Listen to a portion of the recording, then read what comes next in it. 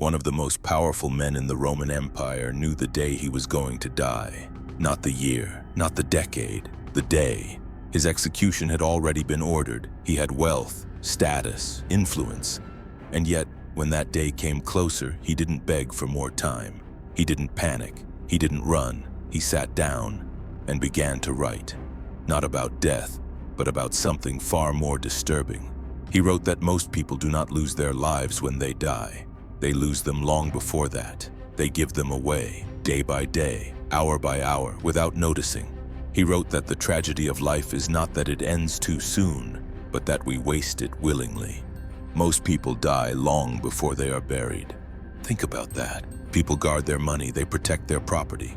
They fight over territory, but time, the only thing you can never recover, is spent carelessly, as if it were infinite, as if next year is guaranteed, as if later actually exists. Every year, millions of men tell themselves the same lie: I'll start next year. I just need more time. Things will change eventually. And then the year ends.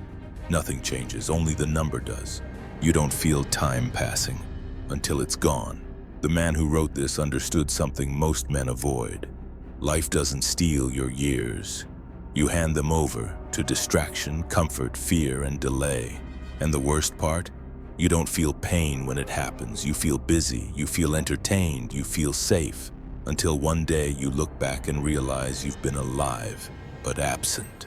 The man who wrote these words was Seneca, and what he understood about time may be the most important lesson a man can learn before he wastes another year of his life. Most people say the same thing when life doesn't turn out the way they hoped. I just didn't have enough time. Seneca called this a lie, not a misunderstanding, not an excuse, a lie. He wrote that life is not short at all. It is long, long enough to build something meaningful, long enough to master yourself, long enough to become dangerous in the right way, if, and this is the part most men ignore, you stop wasting it. Seneca noticed something strange about people. They will scream if someone steals their money. They will go to court over property. They will remember insults for decades. But when someone steals their time, they don't even notice. They give it away freely.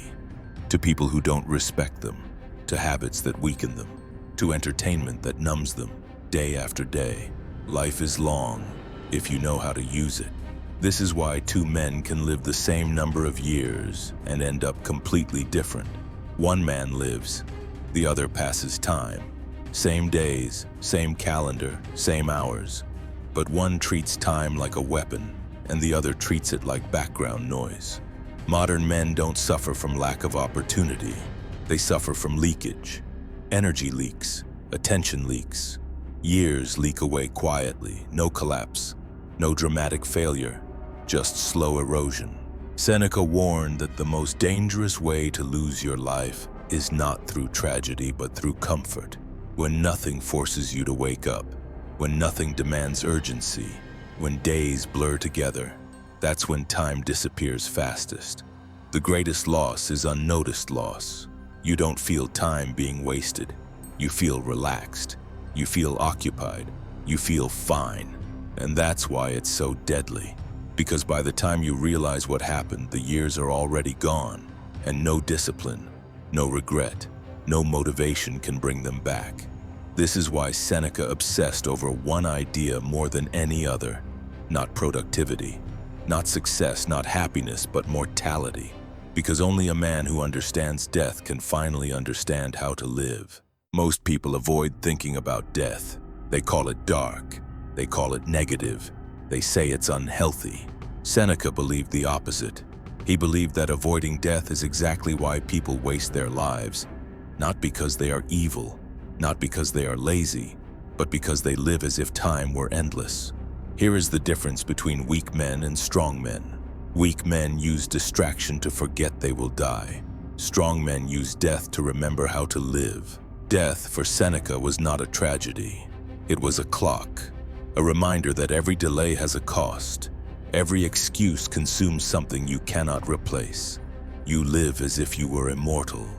Think about how most men plan their lives. They assume time will always be there. They delay decisions. They tolerate mediocrity. They stay in lives they secretly despise. Why? Because there is no urgency. Because death feels distant, abstract, unreal. But Seneca warned that this illusion is fatal, not physically, existentially. He wrote that the problem is not death at the end of life. The problem is living without awareness of it. When you forget death, you forget limits. And when there are no limits, there is no pressure to act, no pressure to become precise, no pressure to choose. This is why the thought of death feels uncomfortable. It destroys illusions. It removes the fantasy that you can fix things later, that you can start next year, that you have time to become the man you imagine yourself to be. Death says one thing: not everything will be done. Choose. This is not pessimism. This is discipline.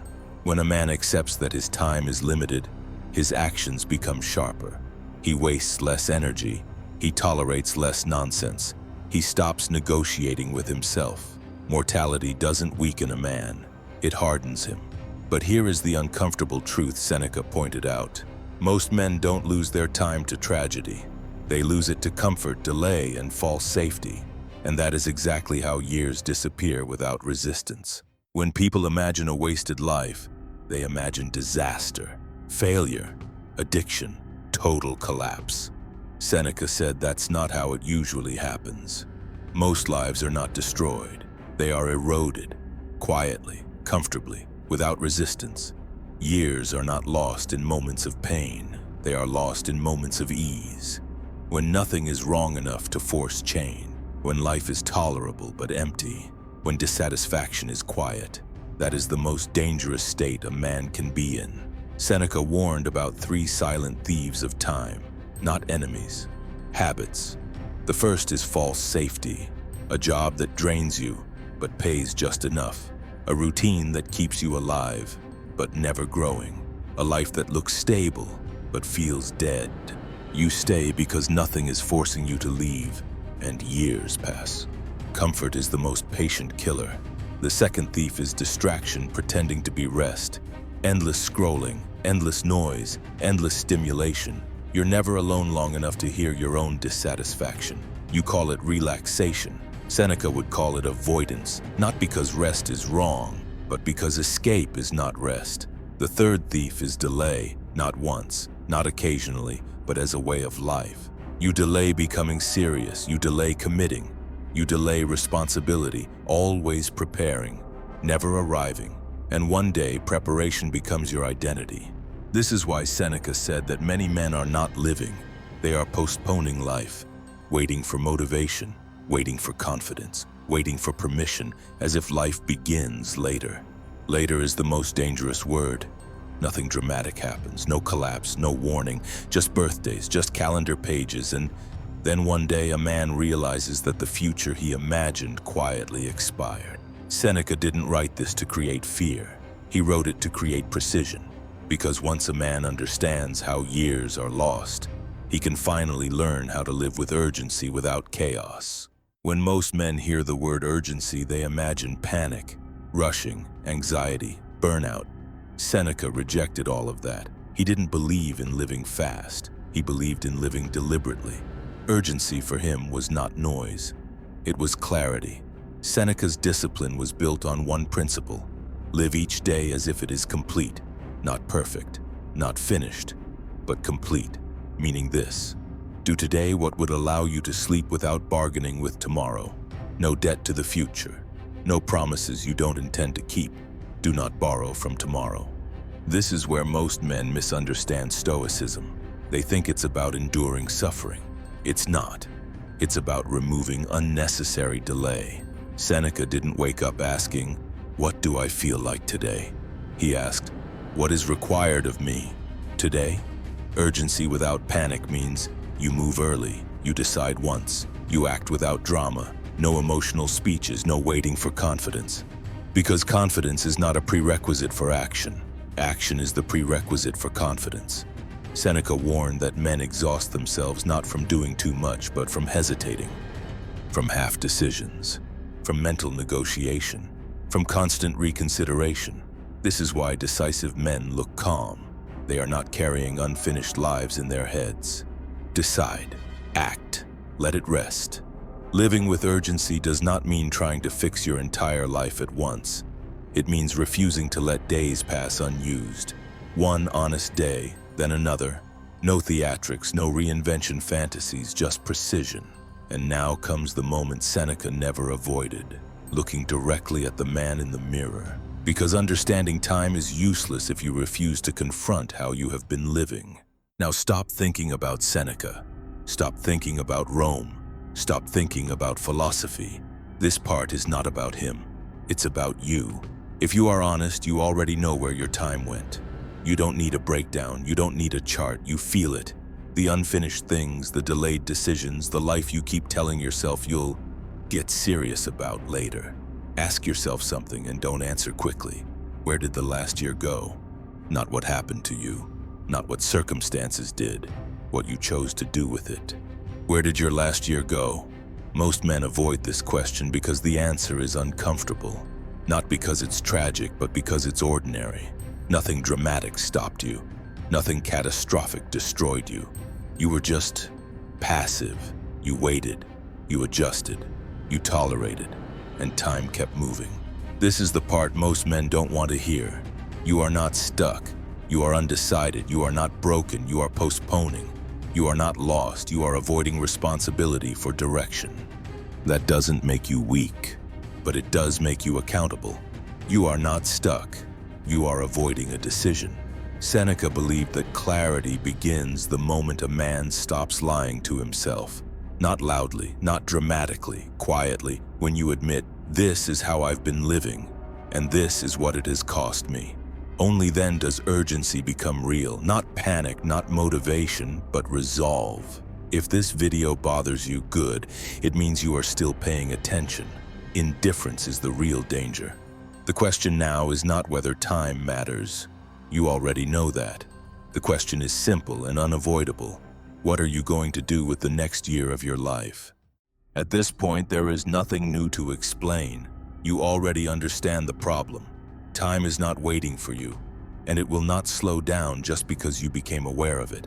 Awareness does not stop loss. Only decision does.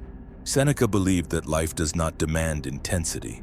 It demands commitment, not to a perfect plan, not to a fantasy version of yourself, but to direction. A man without direction will always feel busy and accomplish nothing. Direction is more important than motivation. You don't need to change everything. You need to stop lying about what matters. You already know which area of your life has been neglected. The body, the work, the discipline, the responsibility you've been avoiding. Choose one. Not because it's easy, but because it's necessary. A year from now, you will be older. That is not optional. The only question is whether you will also be stronger, clearer, and more grounded. Or exactly the same, just more tired. 1 year will pass anyway. Seneca warned that the greatest mistake is to prepare for life instead of living it. Waiting for the right mood, the right confidence, the right conditions. They don't arrive. Action does. Do not waste another year, not in chaos, not in panic, not in noise, but in deliberate action. Start now, subscribe. More videos are coming, it's not over. The choice is yours.